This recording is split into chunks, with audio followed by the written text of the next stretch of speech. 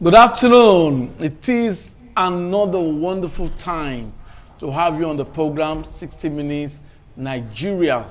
My name is Ego Sagbonlao. It promises to be a time that will allow you to be a part of this program to dissect another national issue.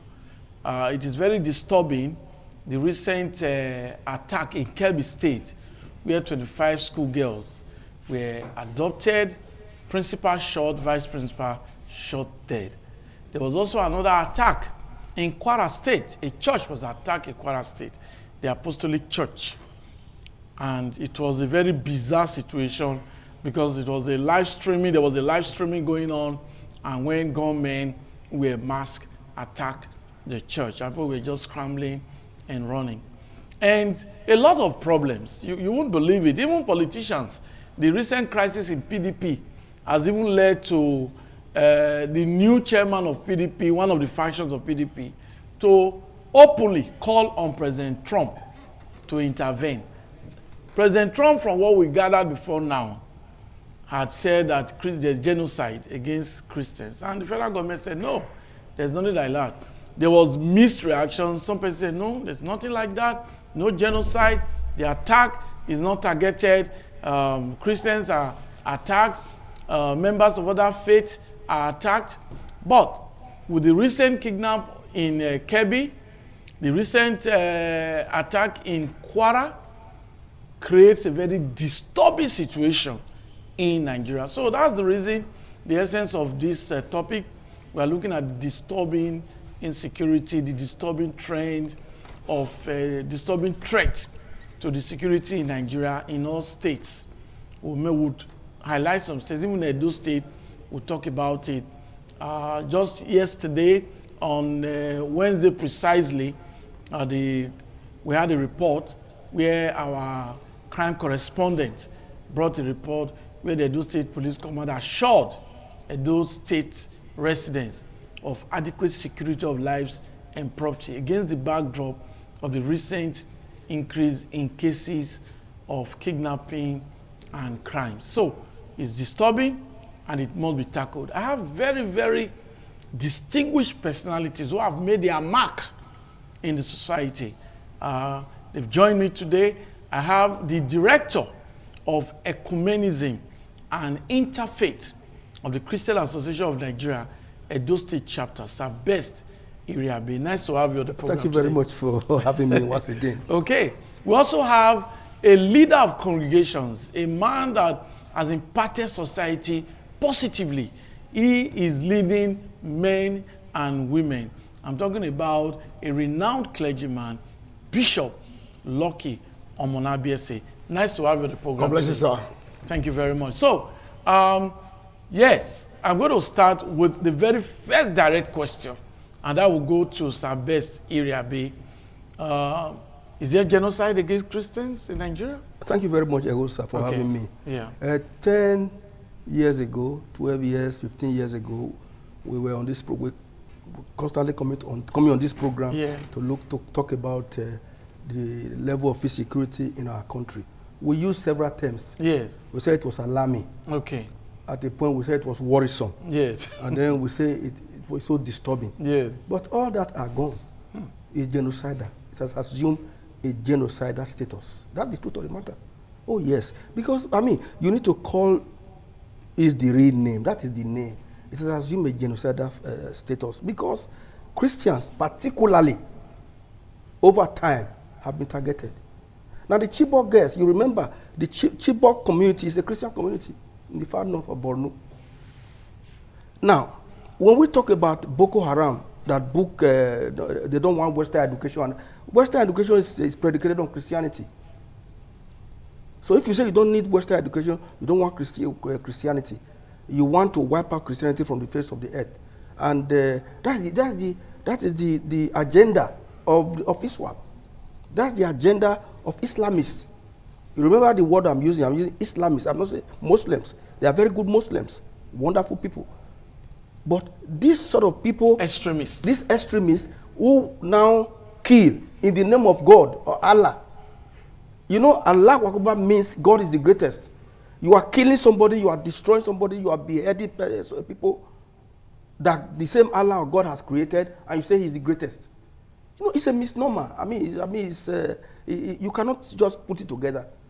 So it has assumed a genocidal dimension.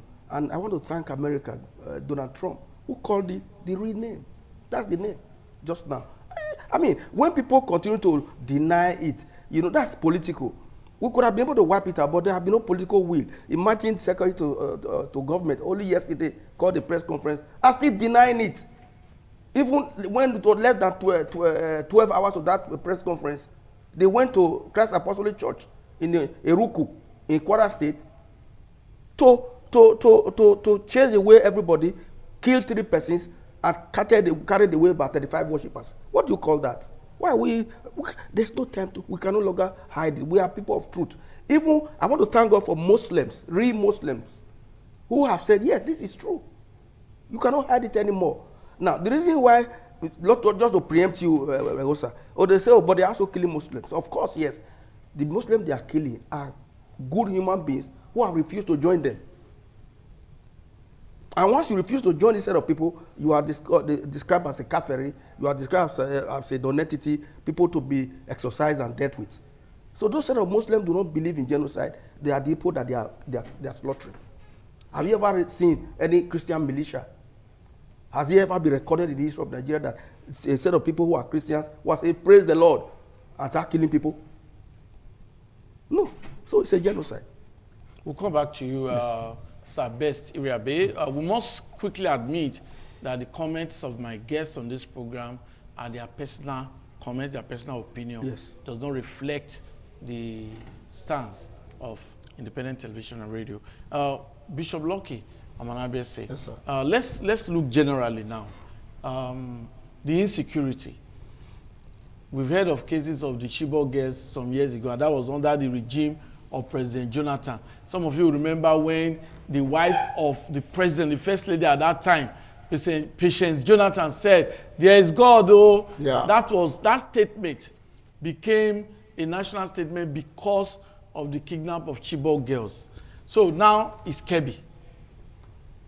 So what is your take on this? You see, thank you, Mr. Osa. I say the problem we have is our leader. You see, the people that are, you cannot come to my house and you are a stranger and you know everything about me. It's not possible. There must be an insider, give you an information to somebody who is dealing with it. The people that are committing this problem, the Boko Haram or the band, whatever they call them, they are people in the high place in government who are aiding and abetting them. You can't tell me that a general was killed a few days ago, an army general, it's not possible. But because there are so many loopholes by the people who are in authority, so my people eating from this business. It's not a business. It's not a serious business. Therefore, there is no way you can tackle this insecurity in Nigeria, because some are making it to war, some making it to worst. Those that are eating from it are worsening it. Those that are trying to make it work are not able to make it work. That is the problem we have in this country. Until there's a drastic action taken by the federal government or the state government or local government, even the only in the street, that's the only way this thing can stop. That if you see a stranger who don't know, you don't understand this movement, get him arrested. Hold it down, ask him questions. About a few months ago, a certain general for Army General said, if you meet these people on the way and try to harass you, then you kill them. Before we know, the guy was removed. Then, who is doing us? Who is fighting us? It is very clear that the Christian where I belong to, that we have preached the gospel of peace and forgiveness so deeply that even when we are seeing death face to what? Face, we are looking for God to come and help us. And God will never come down from heaven. He will use man to help man. Therefore, Donald Trump is not even the solution to our problem. We can fix our problem by ourselves if we wake up today and say no to this nonsense. But as far as we keep on romancing it, I am telling you, one day we'll wake up one day and find that our houses have been sold, surrounded by these people, and can't do anything because the government The politician, everybody involved are just romancing it. And it's time for action so that we will not wake up one day and say that our resources, our investment disappear to the TN. God bless you. Thank you very much. We'll come back to you. But Sir Best Irabe, this is really disturbing. Yes. Do you think government is doing enough No. in terms of tackling this insecurity? Because we must, reacting after an incident has happened is not always the best. Yes. Taking precautionary or putting precautionary measures in place is the best. Exactly. So do you think the federal government is doing enough? Over time, one would like to say the truth. The government, to use his own term, romanticizing the whole scenario. The action of government over time has not had any biting effect. There's no political will to solve. I've listened to retired generals who come on air. Even there was one yesterday on a sister station who was saying that, look, who is Boko Haram? They can be obliterated if there's a political will. But there's no political will. There was a time President Jonathan, you mentioned, raised an alarm that there are Boko Haram people in his own government. It had a banner, a headline in all newspapers in Nigeria that there are Boko Haram officials in his own government. And nobody looked at it, nobody talked about it. So there have been no political will. What we have had over time is that government mouthpiece, after it has happened, they have never been proactive.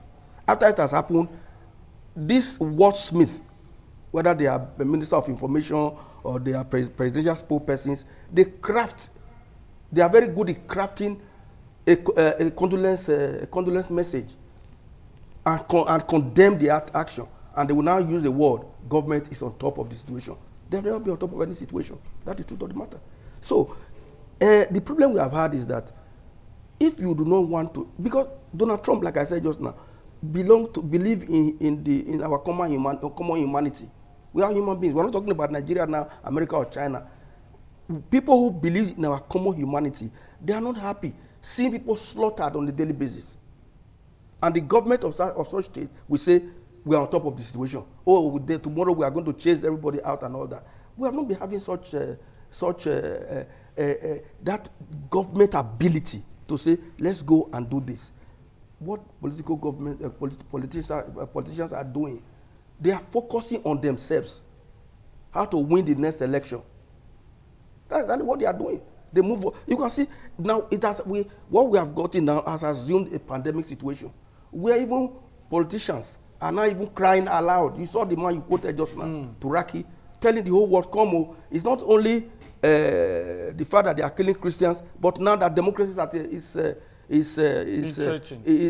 democracy is going to be wiped out in our country, Nigeria. Look at the politicians, the dramatic personae in the political arena. What are they doing? They are busy sewing clothes, sewing cap and everything and all that. Everybody want to be a one party. They're reducing Nigeria to be a one party state. That will not help the place. Instead of them focusing on the real issue, they are focused. It's a macabre dance of the absurd. What we are seeing is a macabre dance of the absurd. The dance of absurdity. Where people are being killed every day, you are sewing clothes, you are interested in wearing cap, and thinking of how you are going to win the next election. What an absurd society. What a society that is completely insensitive of what is happening to their own fellow man. We weep for this country. I weep for this country. I weep for this country. Okay. Oh, yes. Thank you very much. Bishop Lucky, now we know the problem is there. It's glaring, So what do you think government should do to really tackle this problem? Because Sir Best Irabe has just said to him, government is not doing enough. So which areas do you think government need to really quick fix? The government to give a marching order. Okay. Have they not done that? No. Okay. See, it's not about talking it. It's not just saying it. Okay. There should be action. Okay. Because result come by action, not by saying it. You can't say anything and it will just remain there. But back with the action, you walk. Even in your own heart, if you just say certain thing and laugh by it, your wife actually will not obey you. But there's some action you put in place that they say, no, if that is corner, there's a problem. Then the government will start putting some action in place. Remove politics. We're not after APC, PDP, whatever. We are after a particular problem. Human beings are dying every day. Look at CC now. The pastors were killed. Christians were adopted inside church service. Look at those people now, children in school, they are being adopted for no reason. Now, if government start taking action, that this is a bill, this is a law, whosoever do this is going like this, and this eye looks like, okay, like recently in our street, I come out there and I said, we cannot wait for government. People don't know you. I'm going to mark up our security guard. Make sure that any strange movement, we don't understand, get the person. Whether you have Benin, Isoko, Hausa, we don't care. We don't understand you, will get you arrested by we. When you handle you to police, they will not allow us to be taken away from society. The street is calm. Don't machine that run our street in the night, those days in your here. You don't see machine in the night because we are ready for business. If government can begin to take that action, I am telling you, you will now understand that some people will call Benin, a door like us, yes, as even part of this business. Because you can't come from Zamfara to my state and know all the local economy. So what is giving you information? But because there's no action, one guy just left our street yesterday. Because we met everywhere. They said the guy want to park. Hey, you go. We don't need you. You go. You leave the street. Let us have peace. We need peace. Because that thing is that have been put in place. You will now understand that some people that are speaking Benin with us, who are speaking Ishan with us, who are speaking Auchi and the rest, yes, that they are even part of the sponsor and the informant that these guys are using to deal with us, attack us in our own state.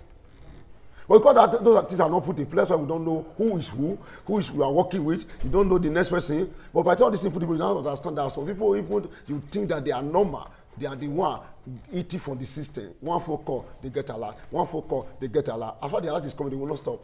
Thank you very much. We'll come back to you. I hope you are enjoying this program. We are looking at this very disturbing trend of insecurity. It's affecting us. We'll look at the economic effect. We'll look at how it's affecting humanity.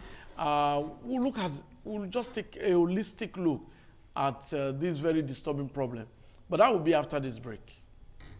Okay, it is 60 Minutes Nigeria. I hope you are enjoying the program. My name is Egosa Agbonlao, your anchor.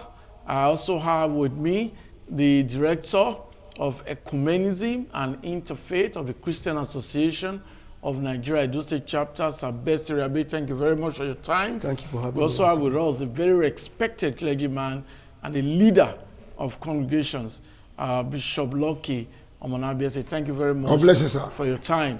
I need to also let them know that Bishop Lucky Omonabiese is also a farmer.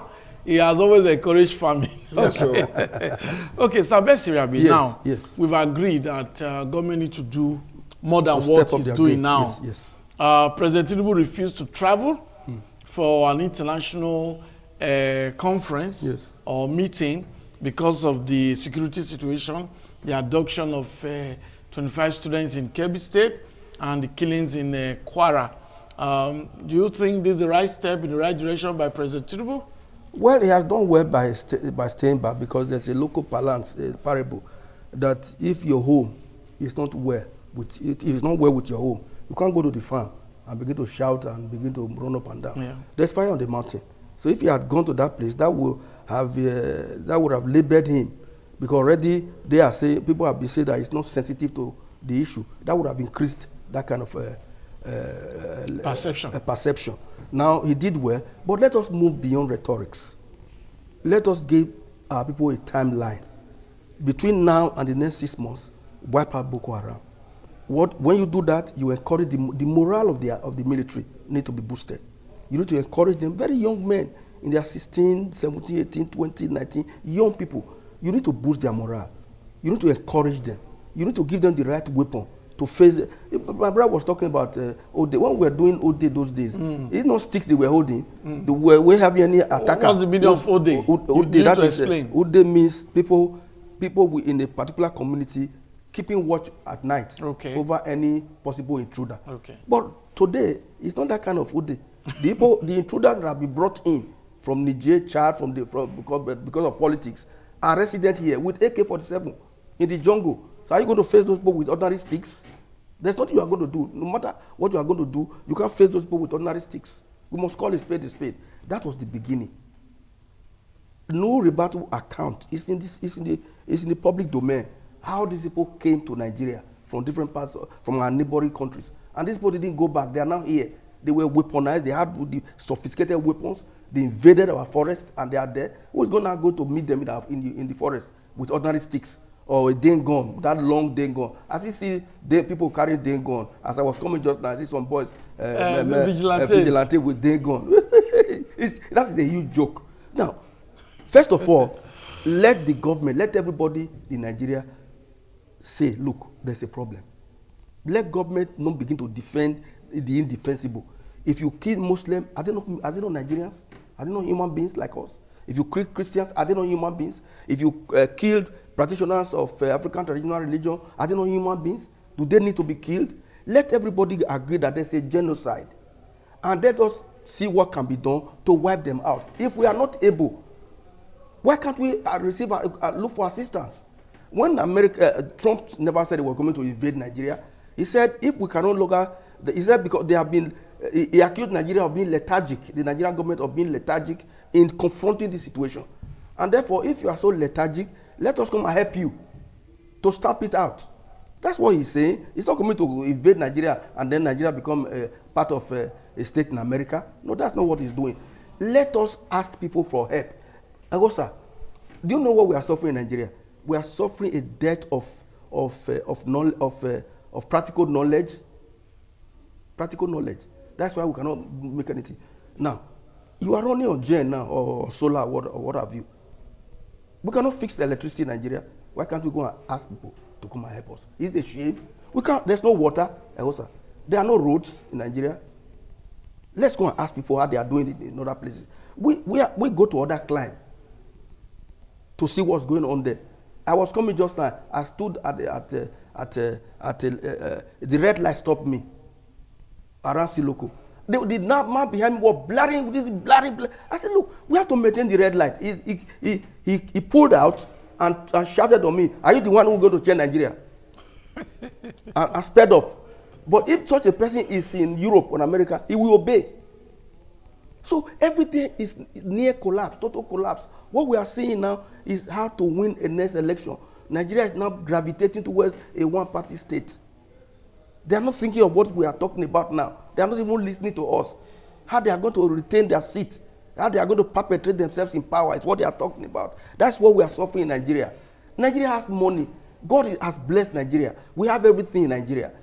Come to think of it, Agosa, you plant, if in this studio now, if you were able to dig it and remove the tiles and everything and get to the soil and plant plantain or cassava or whatever, in the next 6 or 7 months, you come and repeat. This is Nigeria for you. You understand what I'm saying? A young man told me in Israel once, when I told him, when I saw, I went to banana plantation, the labor they engage in trying to plant banana or plantain, they will build a house for it, cellophane house, there will be all kinds of labor. I was looking, I said, my friend, come to my place. I don't need to labor the way you are laboring now. I need to just put it in my back house. And I go away. He said, and then in some time, a few months time, I come and reap. He said, is there a nation like this? I said, yes, that's called Nigeria. But we are not harnessing it. We are not using it. We are a country of money mongers. People who love money. These are the people we have in Nigeria. Lovers of money can never make it. People in Nigeria want to grab, they want to take everything, me, myself, and my generation. They have all the money and all that. That's what their mind is fixed on that. To have all the money under their bed and be spending so that they themselves, their generations to come, will not suffer. Those are the kind of people we have in Nigeria. A people who are morally and financially profligate. Even morally profligate. These are the people we have in Nigeria. Okay, so if we sit down to say, look, this problem, we have identified it, let's solve it. It can be solved. Thank you very much, Sir Besiri Abe. Before we get the comments of Bishop Lucky Omonabiase, we'll take a brief break now. And I must tell you that this disturbing trend, we need to dissect it. We need to evolve solution. Because I believe that government agencies can actually heed advice of my guests. And you never can tell. Could be useful. But that will be after this break. What a delight to have you on the program. It's always a delight because you spending your 60 minutes with us on the program makes us very happy. And we are looking at a very disturbing trend of the security situation in Nigeria. My guests have emotionally made their comments, and I think that government need to do more. But members of the public can also call in and make their contributions. Like we always say on this program, do not use any derogatory language, do not insult anybody, but just make your comments for us to have a good Nigeria. The security situation is really disturbing. How can we tackle it? That's the essence of this program. We are not castigating anyone. We are not speaking against anyone. All we need is a better society for everyone. You need to understand our position. We are not against any religion. We are not against any sect. We are not against anybody. We are just talking about the situation in Nigeria. Nigeria needs to be a good country where people can sleep with their two eyes closed, where people can move at night without being afraid, where people can travel without being afraid. Not everybody can pay for flight tickets. So you need to still travel on the road. We need adequate security. So that's the program. You can call in. The phone number will be displayed. We'll allow you make your comment while my guests continue to provide solution and dissect the topic. Bishop Lucky, now we've talked about, yes, government needs to do more. Some persons have always said, okay, there's need for community policing, there's need for state police, there's need for state police, there's need for vigilantes. Do you really think the manpower of the Nigerian police need to be increased through the issue of state police and community policing? Yes. Okay. They have to have state police and community policing with the vigilante, because the vigilante are people that are living in the community who know the area better than any other person. And when those are involved, plus state police for federal police, with all these people come together with the agreement of the force, you will see that even if they cannot overcome the crime 100%, only 80% will be done. Okay, thank you, Bishop. We'll come to you. Good afternoon, the very first caller. What's your name? Where are you calling from? Hello, good afternoon. Yes, your name? Where are you calling from? My name is Alaji Ahmad. Okay. Calling from where? I'm calling from Benin. Okay. Okay, make your point. I want to commend our speaker in the studio. They have been doing justice to this topic. It's very difficult to every one of us. Thank you. The issue we are deliberating is a very simple matter. To me, all we are just saying that corruption is the one leading us on this corruption. As I speak to you now, the IG of police of this country, I think I'm supposed to retire. This is the first time we are seeing the IG who have spent more than 35, who have spent more than retiring age, being appointed by the president to continue living that as illegal IG. So we don't, and they keep on telling us press release. With Nigeria, we don't need press release. We need action. So we doing this in action. Let us, okay, they say Christian or genocide. Christian are dying, Muslims are dying. Are people supposed to be dying in this country? To be blessed, to be trans? Are people supposed to be dying? We cannot move around again. Most of us you now, we are just afraid of this being in Nigeria. I don't know why. When we were growing up, this were not like this in the country. Please, we are begging there. We are begging there. And I speak to you now, the current government now, there's only like 2026 in their calendar. If the way they are showing concern on the presidential election 2027, they are also showing concern about this security issue. I think that this time we will be moving freely. So we don't pray God to save every one of us. Thank you very much. Thank you. I can see the way you are feeling. I told you so many Nigerians are not happy. Like I said, you can also contribute, make your comments so that we can have a good country. Because the future of this country is what matters. Not everybody can japa. Not everybody are even encouraged to japa. If you japa, you leave your country. Who will develop your country? You and I will develop Nigeria. We must stay here. Okay, let's get another caller. Good afternoon. Your name, where are you calling from? Good afternoon, sir. My name is Gabriel from Saple Road.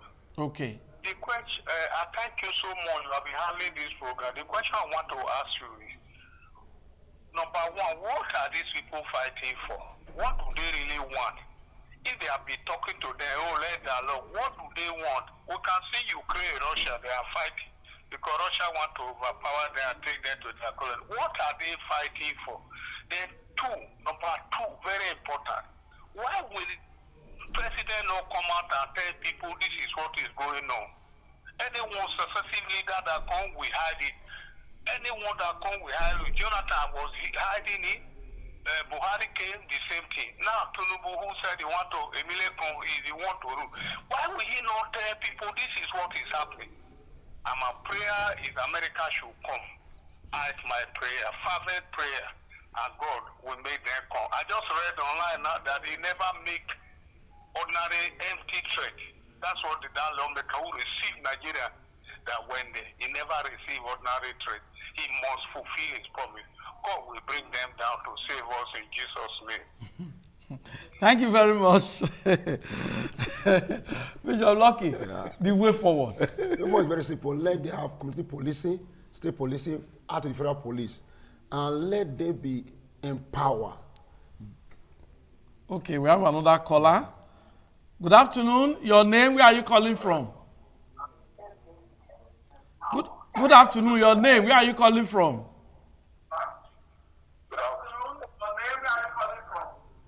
Good afternoon. My name is Mila Ifinedo.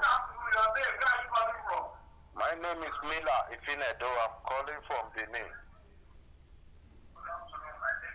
Go on, go on. We're having network issue with you. Just go on.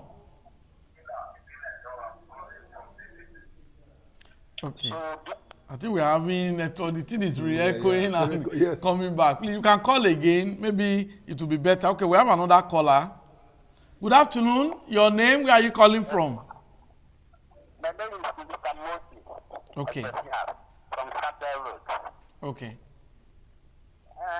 What I say for this issue is, all those ethnic ministries here, for the in our state, the data state, it is just more. Because with the youth, we need to mobilize people to walk away all those planning acts. Oh, no. No, we don't want you to mention the name of any tribe because we have some very good Fulani people. I actually served as a copper very many years ago in Katsina State. They were very nice to me. I lived with them. We used to buy what they call rago. Rago means ram suya. We used to buy that in the evening as a copper in Katsina State. So they are good Fulani people. They are good Amsa people. They are good people in the north. I must tell you, I love them. So, but just like in Benin, just like in Edo State, we have good and bad people. So don't mention the name of any tribe because you don't have evidence to say this is a tribe. I love the Fulanis. I love the Amsa people. I love Nigerians. And I believe they love me too. Okay, we have another caller. Good afternoon. Your name, where are you calling from? Okay, go on. What I'm trying to say, as this thing is this now, when people refuse, including our president, he refused to put hand. We in South here, we should expect more terrorists coming because they are already open door for them to come inside. They are already here. Those people are here already. So if our governor is not wake up, then we are going to get that problem. That's what I saw. Thank you. I know what you are trying to say is that there is need for security measures to be put on the ground. We should be proactive, just like my guests have said, not only reacting to what has happened. I know that's what you are talking about. Okay, good afternoon. Another caller again. Your name? Where are you calling from? This is Advocate. I'm calling from Gwebe. Okay, Advocate. Good afternoon. I see Gweben. Gwebe is fine. Okay, go on. Just as one of the callers has said, really, why is it that the former president from Jonathan to date, why is it that they are not really talking? Why are they not addressing the issue? What is happening, just as one of the callers has said, our prayer is for Trump to come because nothing is working politically and otherwise. The system has failed in this country. Thank you. Thank you very much. That's a caller, advocate from Igweben. He's also very worried. So while we wait for other callers, Sabesi Rabe, okay, let's just quickly take this caller. Good afternoon. Your name, where are you calling from? Hello, sir. Good afternoon. My name is Julius, calling from Benin. Okay. Hello, sir. It's quite, I'll be following this your program and every other program. Thank you very much. Thank you. But it's very pathetic and quite unfortunate that we find ourselves in this situation. You know, like I always say, we can play politics with every other thing, not with security. Security does not know more than insecurity, rather does not have coloration. So my major pain about this is that we thought, because this president, they said he's a master strategist. And I expected him to be strategic in all ramifications, especially when it comes to insecurity, not just politics. We know what played out in Jonathan administration, how people condemn this man that is unstable. That was what even cost him his re-election. And we expected that these people coming on board, we're going to not to see this kind of issue again. But it's quite sad that 23 or 25 children were kidnapped. And funny enough, we were told that 30 minutes before that kidnap took place, military men, security men were in that school because of DSS intelligence reports. Why did they vacate that premise?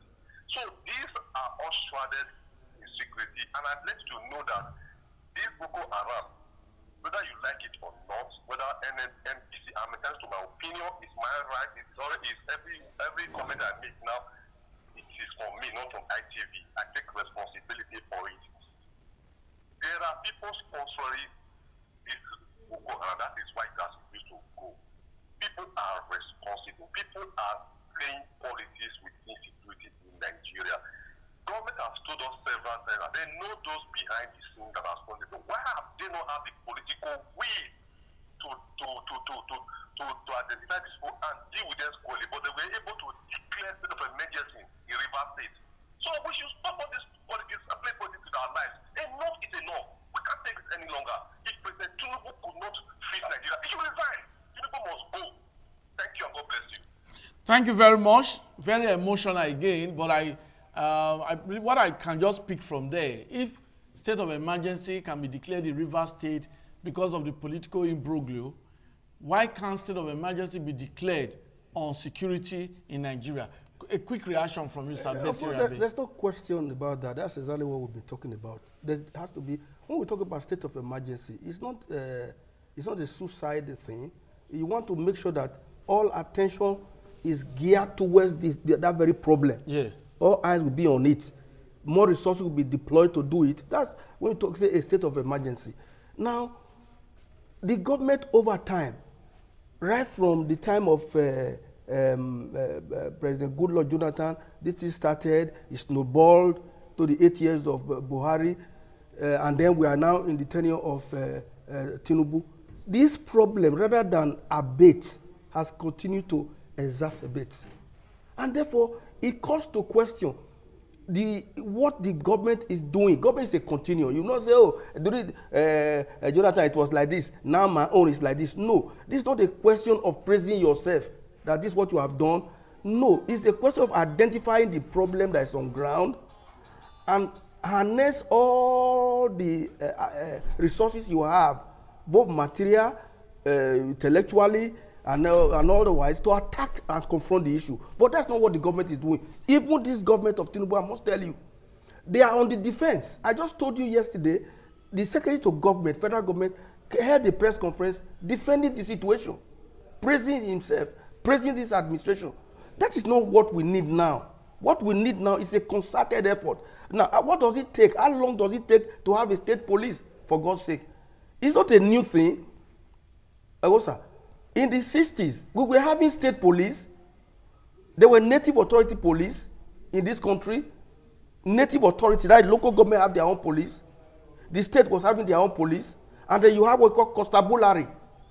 That in every locality, teachers, bankers, They are made to do that job. They pay them some stipend. They are called constabulary police. They are not regular police. To profile the people who live in a particular area. Everybody know ourselves. And then when you do that, you are able to police your environment. But because of lack of political will, the bill is sleeping in the National House of Assembly. The National Assembly, they are there receiving defectors. That's what they are doing. They are receiving defectors. They are you know, to align with the president. They are. Oshomole cried out a few days ago, my dear brother Egosa. Our Senator Oshomole, God bless him, because he's my friend. I've always thought that what's Oshomole doing there now? He cried out to say, look, we are not rubber stamp. We are becoming one. Okay. Bills come from the executive almost immediately in the twinkle of an eye, in the speed of light. They approve it. Okay, thank but you. But nothing has been done. We'll allow you to continue, Sir Best. But let's just get this caller. Good afternoon. Your name, where are you calling from? Good afternoon. My name is John. I'm calling from Benin. Okay. I want to appreciate your effort by giving this opportunity to us to express ourselves. Thank you. Thank you very much. One thing about this insecurity in Nigeria, it will only end when people on top have the will to do the job. They don't have the will. And that for them to stop these things, they need to cut off this security vote. Because as long as there is security vote, governors can stay without questioning. They will always have a way of motivating this thing to reciprocate itself often and often. Because the more the problem is, the more there will be security vote. I take an example of that one. I got this experience from the former governor in the Delta State. I won't want to mention it. If you remember, before Gwaga, during the Jura and the Shekiri, we know how they motivate the system to spend the security vote. Because when there is problem in your community, the security vote will be increased. That is one. And another thing I wanted to use the opportunity to just express. Please, we need to be proactive, not reactive. I wanted this government to take care of this new Benin as is, because it is not when it happens they will take care of it. It's too crowded. Thank you. Thank you very much. Thank you. Governor Monday Okpewolo, one of the callers, a member of the society, has just called in to appeal to you that New Benin Aziz in Benin City, Edo State is too crowded and security measures need to be put in place. I want to concur with that caller, because if you drive through New Lagos Road, through New Benin, across Mission Road, traders are even trading on the road now. God forbid there's maybe a vehicle will say there's brake failure. It can ram into the traders along the road. We are not saying people should not trade. This is the festive period. Let them go inside the market. Let them move away from the road. You know. So that's that caller. We have another caller now. Good afternoon. Your name? Where are you calling from? Okay, thank you. My name is Mila Ifinedo. I'm calling from Benin. Thank you. Go on. As I said before, sir, my name is Mila Ifinedo. I'm calling from Benin, Kenwa Road here. What I see in this insecurity matter, sir. Sir, do you know what you can do? Reduce the volume of your TV set. That is why it's re-echoing. Go on, please. These bandit people.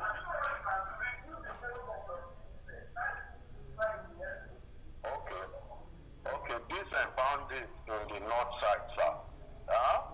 These people, they call them, they were political thugs. This northern governor used them to run politics without giving them jobs. They were given guns by these former governors in North to do politics. After they abused them, they dumped them without giving them jobs. They were brought from neighboring countries. They are not Nigeria. If you discover, you will see some are Shad, some are Malians, some are Nigerians. They brought them to run election. They know these politicians in the north. They know what they are using them for. So they should settle them so that they can go back to their various countries. They should not leave them here. That is what is bringing this problem. Okay, thank you very much. Because of time, thank you very much. Thank you. Like we said, the comments of our viewers, it is their personal comment, not a reflection of ITV at all. As one of the callers said it, that it is his own personal opinion. Because some of the comments they make, they don't have evidence to validate their comments. So we need to really make that very clear. But let's just conclude. Yes, sir. Bishop, just a sentence. Tell us The way way out. Yes. The way out is very simple. Okay. Get a vigilante, say police, federal police, army, and all. Give them, increase their wages. Okay. Give them modern weapon, and encourage them. I tell you, before 6 months, this thing is over. Okay. Thank you very much. Concluding comments are best. Yeah, that's exactly what my take is. Let us go beyond rhetorics. Oh, we have done this, we have done the other one. Oh, in the past, when we came, the other government didn't do that. It's not time for blame game. Okay. It's time for action. The security architecture must be rejigged. The security architecture must be well beefed off. And the morale of the military are doing well. Their morale must be boosted. Okay. Pay them good wages. And when you do so, let's call the spade a spade. A caller just now talking about sponsors. Let us not run away with that. Run away from that. There are people sponsoring insecurity, even from the far north. Some people, the other time, they said they were going to publish their names. Government should do well if they really have those names, National Security Advisor, publish the names of these people and deal with them squarely. Once that is done, you will see Boko Haram and ISWA will be a thing of the past. If we lack the capacity by way of weapons of war, armament we don't have, we should appeal to places like America, developed countries, to help us with such equipment to completely obliterate this menace. Thank you very much. Thank you. That's the show. I hope you enjoyed every bit of 60 Minutes Nigeria, this week's edition. If you did, keep a date with me by the grace of God. Next week, we'll be looking at another topic that has to do with Nigeria. Until then, have a wonderful weekend ahead. Bye-bye.